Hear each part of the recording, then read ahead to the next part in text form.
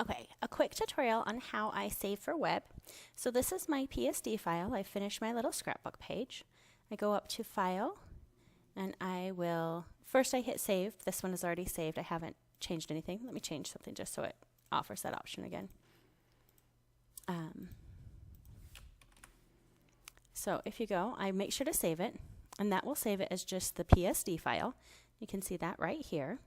And then what I will do is File, Save As, and instead of saving it as a PSD file, I want to save it as a JPEG because I want it to be printable.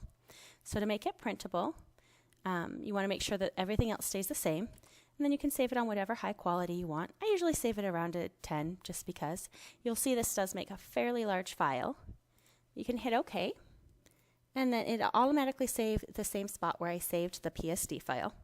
Now, if I wanted to post it on Facebook or somewhere on the web, or post it in a gallery, what I would do is go up here to Export, Save for Web.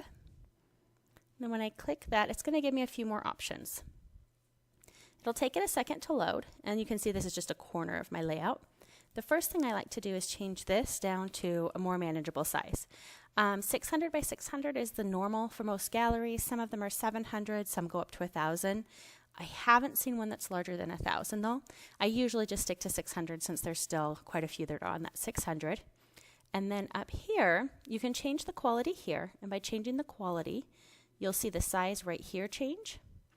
But I make sure this right here says JPEG. And then I will go over here to this Optimize and optimize to file size, which allows me to put in the desired file size. I stick to 250 because that seems to be pretty standard. Hit OK, and then it automatically has changed the quality up here to 81 to make it match this right here is 245.5. So if I were to go up to 82, it's going to go above that 250 mark. See, 259.3. So I'll go ahead and I'll leave it at the 81, and then I'll hit Save, and it'll offer to me where do I want to save it. And then this way I can just go ahead and hit Web so that I know that that's my web size file. And then that way I have one that I can go ahead and post easily on Facebook or in any galleries that you want to share in. And then I have one that's printable, and that was the big one. And then I still keep the original PSD. That's optional. I like it in case I want to go back and change it, or I realize there's a misspelling afterwards. Those are all good reasons for me to keep it for now. And I have the space, so it's not taking up too much space. Let me know if you have any other questions. Bye.